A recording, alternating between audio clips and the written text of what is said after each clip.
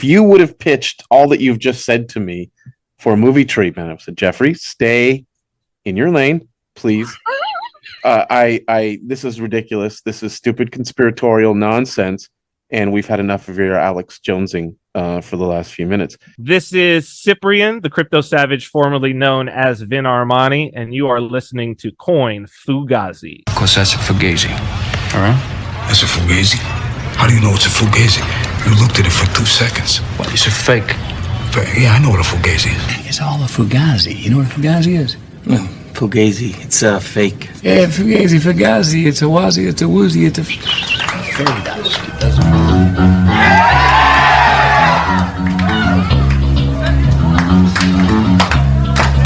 Coin Fugazi. Coin Fugazi. Coin Fugazi. Coin Fugazi. Coin Fugazi. Coin Fugazi.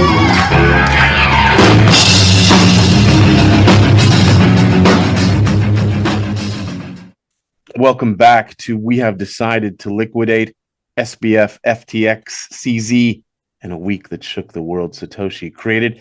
It's an original serial from Coin Fugazi, and this installment features Jeffrey Tucker. He's the co-founder, I should say founder, of the Brownstone Institute out at brownstone.org, where you can find his books, writings. He's assembled a pretty great stable there that includes David Stockman, among others. He came on my radar at the Mises Institute many moons ago, where I think probably his greatest contribution there was shipping Mises.org. He was an early proponent of anti-IP, which allowed much, if not all, of the freedom literature that circulates now, almost as a matter of course. He allowed that to bloom, and that's, what a legacy if that was it. Beyond that, he went on to, of course, FEE, the Foundation for Economic Education, where he brought them online and into the 21st century. And not finished, he did the same with the American Institute for Economic Research shortly thereafter. And again, now his home is at brownstone.org. That's brownstone.org. Jeffrey Tucker, thank you so much, man, for coming on the show. Oh, sure. These are interesting times, and we have a lot to talk about. Heck, yes. So let's get right into the idea of, well, I think being a media person yourself, you probably are really a good person to talk to with regard to kind of meta looking at the coverage of this whole affair and how it kind of unraveled. I would like you to kind of contrast crypto Twitter and the mainstream media's coverage. I think that is really illustrative of where we're at. New York Times did a big puff piece on FTX a couple of days ago. It's like, oh, well, the company was just so brilliant, and the founder is so brilliant, and their idea was in some sense too good, and so they grew too quickly. But fortunately, the founder, even he was got a lot going on, but he's trying to get to sleep, and rightly so. Good man, has all the right values, believes in DEI and ESG, and he's a vegan, and just a great man. But sometimes companies run into trouble. I mean, that's basically what. That's what they said. So he sleeps on bean bags. He's so precious. Yeah, it was just a pathetic display, really. And contrast to, for example, Madoff or the Elizabeth Holmes situation with Theranos, or the SNL crisis, or the Iran-Contra funding crisis. In many ways, FTX is all of those things, the Enron crisis, all those things combined into one, but even more preposterous. The Wall Street Journal, or somebody reported yesterday that they've been able to account for about $650,000. This is a $32 billion company, and now there's $650,000 left. So it's all gone, and depositors have not been able to get their money out, obviously, because a lot of it was shoveled over to Alameda Research, which in turn had funded a lot of NGOs and acquired a lot of companies in the crypto space to keep the racket going as long as possible. Sometimes I wonder, when you're looking at the timing of this whole thing, it all fell apart right after the midterms. So maybe that was the idea all along. Just keep it going until after the midterms, and then we're good to go. So one of the things I covered this morning, and I don't know what you're like when you read these kind of things, but these days have been a little bit eye-popping. You sort of read something, and it takes you, at least it takes me a couple hours to kind of process what I just bumped into. But Jay Bhattacharya called me yesterday and said, look, we really need to explore in more detail the relationship between FTX and COVID lockdown. I was going to ask you about that. Yeah, and I thought, well, implausibly, I did run into a piece in the Washington Post that seemed to discuss this. I'll have to have a look back. So yesterday afternoon, I was over here working away with Luisman, and I write every day for the Epoch Times. I do some consulting on the side for the Gilder Company, and then also try to run Brownstone, at the same time. And it's my life's a little bit out of control. But in the middle of the afternoon, I said, maybe we should do something as just a kind of a research tool to help people understand the relationship between the machinery of pandemic planning and COVID lockdowns and vaccine mandates and vaccine companies, and this FTX and the FTT token and the whole sort of amphetamine soaked racket running in the Bahamas. I mean, there seems to be some relationship there. He said, well, that's good. That's a good idea. We've got a couple hours. So I began to write it. And, the first thing you bump into is the fact that the world's largest study on ivermectin was funded entirely by FTX, right? Yep. And Alameda Research. And they credited, I think the trial was called Together Trial, something like that. And which ironically actually demonstrated a positive effect from ivermectin, but that wasn't the conclusion of the study. The conclusion of the study was that ivermectin doesn't work. And so the New York Times trumpeted it, in a big headline, and that study was heavily criticized at the time because, first of all, it was a bad study. There were, so many problems with it. But beyond that, the main researchers all had relationships with vaccine companies. So, you've already got a conflict of interest there. Obviously, ivermectin's long out of patent. It's cheap. If it's effective, it's going to compete directly with vaccine companies. Well, all the researchers on the Together trial were variously connected vaccine companies, which raises alarms on its own. But then discovering the FTX connection, you wonder, well, why is FTX of all people funding a study on ivermectin? What's this about? And so then you dig a little bit further, and you find some remarkable things. It turns out that FTX was heavily involved in the entire pandemic industry. So they had given millions to Johns Hopkins University. They had all sorts of NGOs, on the payroll.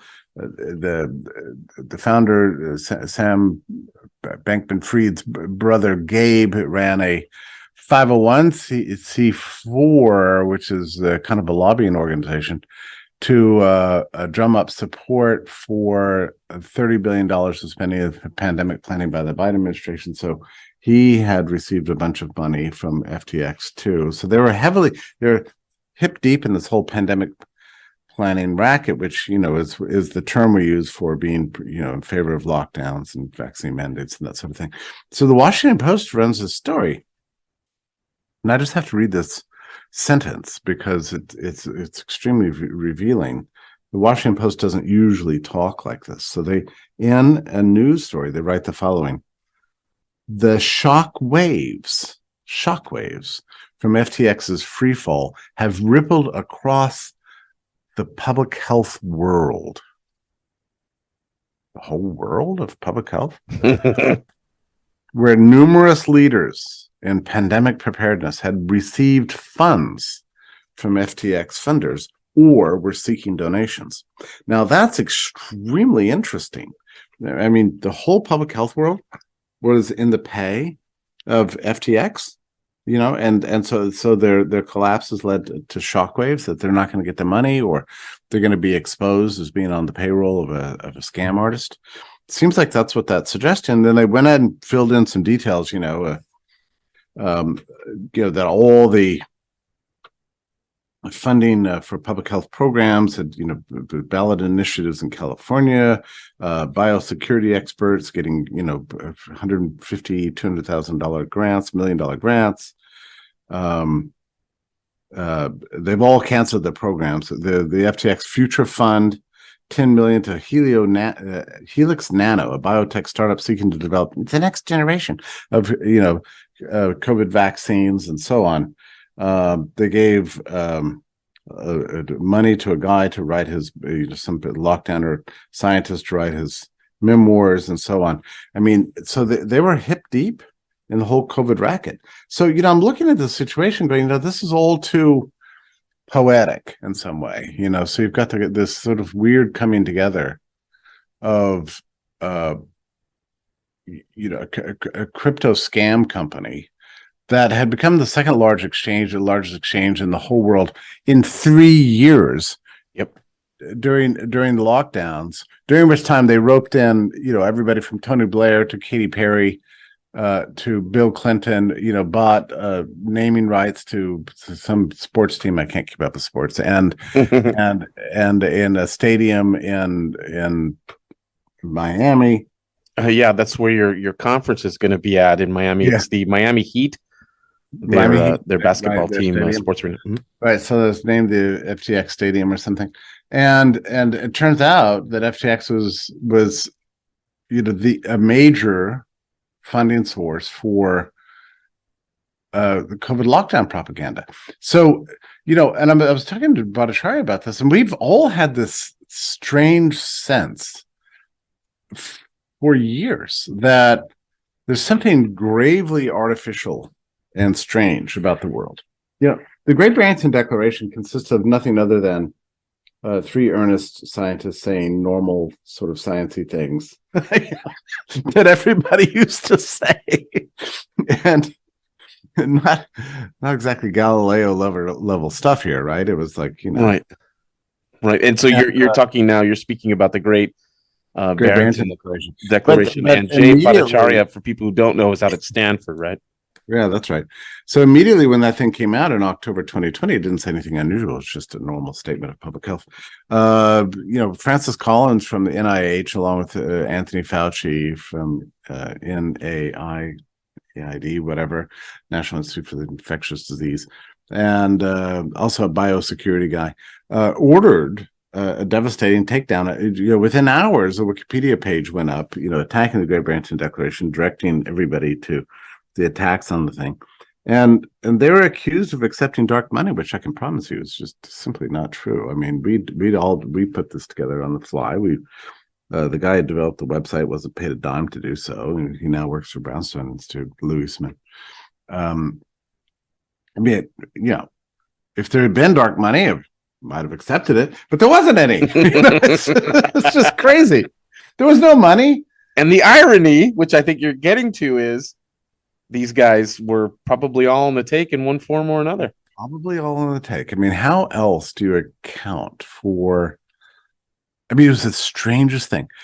A world in which 99% of epidemiologists and public health experts and media outlets, FTX funded a lot of media outlets, ProPublica and Vox and so on, were all for lockdowns and all for these policies and defending these policies that hurt the very people they claim to support, the poor, marginalized minorities. I mean, New York, for the better part of 3 months, wouldn't allow nearly half the members of the New York City African American community to go to restaurants or theaters or libraries. Or the Hasidic Jewish community, right? They had some issues with that. Yeah, and the Jewish community was scapegoated for the spread of disease and stuff. And it was like the whole world had gone complete nuts. And so have you seen? I'm sorry to interrupt. I'm famous for doing this, and it's a terrible habit. No. Have you seen the Vox article that came out between SBF and the young lady? reporter who he was a correspondent. They corresponded. They DM'd back and forth. Have you seen that? It was an amazing article, and it contained all sorts of incredible admissions on the part of Sam Bankman-Fried. Among which that he regards woke ideology as nothing but a kind of something they say so that they can all become popular. And regulators are bullshit. I almost fell off the couch. I know, right? So he's weirdly telling the truth now. I guess when you go from being a multi-billionaire and rumored to be Fortune magazine is calling you the next trillionaire and so on, you go from that to having zero net worth in 48 hours. It's a bit of a wake-up call. So now he's like this truth-telling guy, and he's revealing all in this interview with Vox. And I guess Vox so hungry for web traffic, they couldn't resist the temptation to run the article, and I'm glad they did, because it's just it's so revealing of a truth that we've all known, which is that all these people are fakes. He wasn't really a vegan. It was ridiculous. He didn't care anything about social justice, social conscious investing, or ESG, and all the rest of this nonsense. By the way, this company FTX got a very high ESG rating. For if people aren't aware, ESG is this weird fashion that's come along the last several years that every company needs to be rated according to their political loyalties. And FTX was high on the list, and they said, "Oh, we're striving to be carbon neutral company." What does that even mean? I guess anybody can just. And all he did was he engaged in these funny little symbolisms, like the fact that he drove a Toyota Camry or something like that, or some Corolla, yeah, or a Corolla instead of a Maserati, even though he's and they're like, "Wow, you're so virtuous." It's just remarkable that you have several $1 billion, and look at you living such a humble life. You're just nothing but a man of virtue and greatness. He's like, "Well, yeah, good point. Use my exchange." Well, anyway, the whole thing came. By the way, Sam was despised within the crypto community, long despised, because he's a heavy advocate for regulation. He everybody else is trying to do honest business. He scurries off to the Bahamas, opens up some sketchy thing with a ridiculous coin, and next thing you know, he's beating all the competition. How exactly did that happen? There's, for all the world, it looks as if maybe, and we're gonna have to figure this out, but it's possible the entire thing was just set up as a gigantic money laundering operation for this. That's what I was going to ask you. I was going to say, where are you leaning? Because cynically, I think if I'm working through the last couple of years and I want to be on the right side of things and move my company forward, or whatever agenda I have forward, I'm definitely going to put money into pandemic stuff, because all the powerful people want it in that direction anyway. So now it's another kind of Corolla-like signaling that I am on the right side of things. Or do you think it's something more nefarious than that? I think it's probably both. The more nefarious angle of this is, I think, going to be difficult to prove, because one thing is that we don't actually have any books. The auditor who went in, same auditor who took care of the Enron disaster, went into SBF and he said, "Look, there are no books. This is like childish. These people are amateurs. They have no idea what they're doing. They weren't keeping good books. They were just moving money around." So I don't know. I don't know who's going to investigate this or how it's all going to come out, but you do wonder about the timing. I mean, the FTX was founded, a week after Biden declared for the presidency in 2019, became, the toast of the town in very short order. His mother was a founder of Mind the Gap, which is a political action committee for the Democrats. The brother ran this pandemic planning outfit, and so he's very well connected. It's possible, like you find in a lot of these cases, that he's just been a patsy for a money laundering scam all the time. And this also involves the Ukrainian government. it's pretty funny because there were a lot of memes online a couple of days ago saying, okay, here's how it goes. The Biden on behalf of the Democratic Party shovels billions over to Ukrainian government. Ukraine uses FTX as its preferred crypto dealer, converts and so to convert their crypto into dollars, and where that crypto came from is another question. Why is anybody giving the Ukrainian government crypto? It's a little bit, and why did it choose FTX? Anyway, it looks like maybe, and then FTX gives the money that it makes it as a profit back to the Democratic Party, which was the second largest funding of the Democrats in the midterm elections, second only to George Soros. So it looks as if it's just an easy sort of three-way money laundering operation. Tax dollars Ukraine pays FTX, FTX pays it back to the Democrats, and it's just a perpetual motion machine of getting money into the right hands. So it's infuriating. And what was interesting is these memes are coming out showing how this works, and it's very easy to understand. And then immediately the Associated Press fact checks this as false.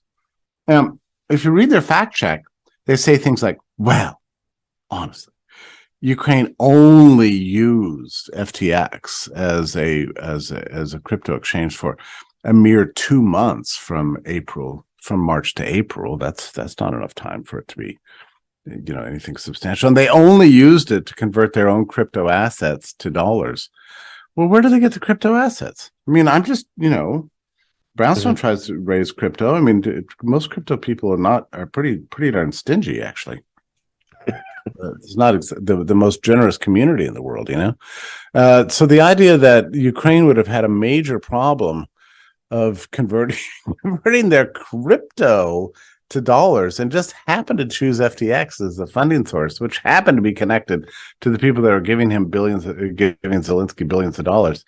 It's all just too fishy.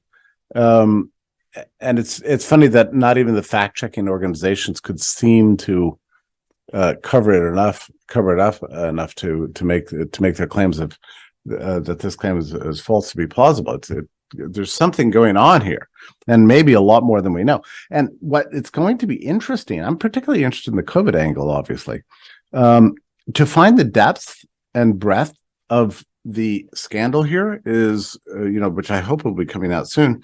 From now on, there's a lot of debates that go on in this country where you pit some anti-lockdowner against a lockdown guy, and I just went to one in New York City a couple of days ago. I think these debates should just really open up by asking the lockdown scientists, have you ever received any money directly or indirectly from FTX? I mean, that should be the question. If you would have pitched all that you've just said to me for a movie treatment, I said, Jeffrey, stay in your lane, please. This is ridiculous. This is stupid conspiratorial nonsense. And we've had enough of your Alex Jonesing for the last few minutes. I mean, I feel the same way. I think this is why I was in such a sort of delusional state of incredulity when I first read about this, because it took me too. I would say like too long to go with the story that we published this morning, only because I just couldn't believe my eyes. It's all just too poetic, too extraordinary, too astonishing to believe. It really does help me make sense of a lot of strange things that have been going on for the last 3 years. So I'm kind of grateful for it, but I'm in a state of shock and anger about it, right? Because guys like me have been accused constantly of being on the receiving end of dark money, and I don't even know what that means, really. I mean, Brownstone, barely gets by scraping, money up for wherever we can, but entirely, donated by people who care about things we used to care about, like human liberty and stuff like that. And that's it. We'd have a tiny staff, and the Great Barrington Declaration never had any money at all. We were all volunteers. And yet we were being accused of all these wicked things, while they, on the other hand, apparently were on the payroll of one of the biggest rackets in history. So, I look back at it all, and it all seems like a projection on their part, really. Yeah. that's a super profound point, and it leads me perfectly into the last thing that I wanted to talk to you about before I let you go here, and that is the current state of crypto as your kind of your take on it and its viability. And as you're talking, I was jotting down myself notes to myself because we're using all these abbreviations and all this inside knowledge, and you come from having been one of the first to ever have a Bitcoin conference.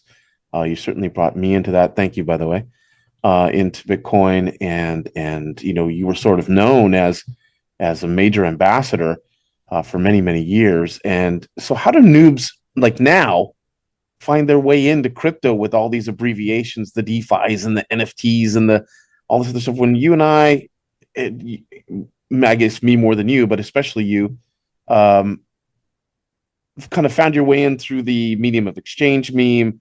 This is gold. This is maybe either a compliment or a challenge to the Misesian regression principle. All this kind of stuff, and now they're just hit with. I mean, okay. There's a question here somewhere. Well, I think it has something to do with how do you separate the wheat from the chaff within this realm, right? And that's a big question. I do think that there are tokens out there that are genuine. I mean, I tended to use the standard as whether it has actual use value, and it's not just some phony baloney perpetual motion machine like Luna and FTT and this sort of thing. Because clearly there's a ton of scams out there. I guess if it's too good to be true, it probably is. That's one standard you can use. But the other thing, I think I might have made, I'm not sure. I was so much the one to make mistakes. There's been a thing in the crypto world that we always believed to some extent. There's a presumption in the immaculate conception of crypto that it had been born to live in an exogenous relationship to financial markets in general, that it was just finally something pure that represented the perfect embodiment of freedom and nothing could ever go wrong. But the truth is that a lot of things started going wrong. I held my conference in 2013. By 2015, it had already become attracted. People had no interest in the technology as such and just saw it as, magic beans, basically. And I think that became a problem. And a lot of corruption started entering into the realm. None of which regulation can, fixed or can fix. So regulators that weren't not the ones that took down FTX. It was the markets themselves, right? It wasn't the regulators. Regulators were turning a blind eye to it because he was so friendly with them, So I don't know. It's the other thing about cryptos. I think there's always been a presumption that it was never going to go anywhere but up, and that anybody who claimed otherwise is just lying to you. But we didn't realize just how vulnerable crypto was to being manipulated by the general financial environment itself. And crypto was born in an age of zero interest, 0% monetary policy, zero interest monetary policy, where there was a lot of credit and capital out there hunting for a return, and it went into big tech companies, out of savings, traditional fashion savings, into big tech companies, into ballooning. Twitter the size, clearly 100 times larger than it should have been. And a lot of phony baloney finance out there, and crypto sort of benefited from that, especially during the lockdown period. So Bitcoin, achieved a height of 65,000, which turned out to be completely unsustainable. Now it's down to 16,000. I personally, think that it's very likely we're going back to $10,000, if not lower, for Bitcoin. But that, Bitcoin is one of the good players in this realm. It's not a centralized company. FTX was. The exchanges are all centralized companies, So you have to watch them very carefully. Keep your money off the exchanges if at all possible. Use them for on-ramps, off-ramps. But beyond that, the idea of storing your assets with these companies it's a huge mistake. So that's just a noob error. Just if you like crypto, just get it, hold it, own it, put it in cold storage and forget about it. I mean, I think that's the way to deal with it, really. we're going through a massive transition in the sector. I still have a great deal of faith in the technology itself eventually. When that happens, I'm just not prepared to say. I was disappointed in 2015 when we weren't able to scale up Bitcoin properly.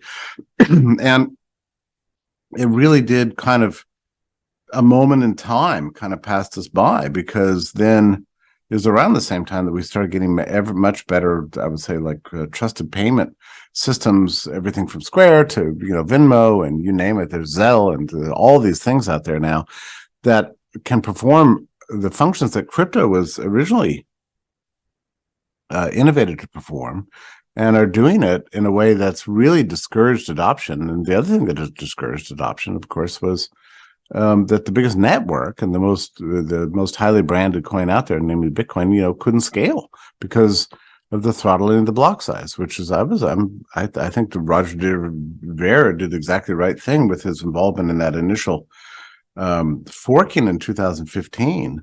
I don't see how crypto works without adoption. I'm sorry, I know there are a lot of fans of Lightning Network out there, and that's great. But if you're going to go to second layer solutions, why not just stick with Venmo or Square? I'm not sure I'm really sold on the use case of these second layer solutions. But what I also find interesting is that Bitcoin was really under fire for a very long time for being an edgy Ponzi scheme and that sort of thing. It's not, but there are many tokens out there that did in fact become crazy Ponzi schemes, and they came to be championed and celebrated by the likes of the DNC. So the turn of events is completely and utterly shocking, something I never would have expected. There's going to be a huge shakeout in the cryptocurrency world. There's 20,000 coins listed, I think, on Coin Market Cap right now. Most of those are probably going to die the death within the next 5 to 12 months, I'm guessing. Sobering. The whole thing is maddening, sobering, exciting, provoking, and there's just no better person to talk to about it all than you. Jeffrey Tucker, thank you so much for your time. Get out to brownstone.org for all things Jeffrey Tucker, Epic Times as well for his columns. Where else can people find and keep up with your work, Jeffrey? Well, I guess I'm not going to be banned anytime soon by Twitter, so I tend to talk about my Twitter profile, which is Jeffrey A. Tucker. Thank you so much again, and we'll be in touch hopefully sooner than later. Very good. Thanks so much. Appreciate Thank you. the phone call. Best to you.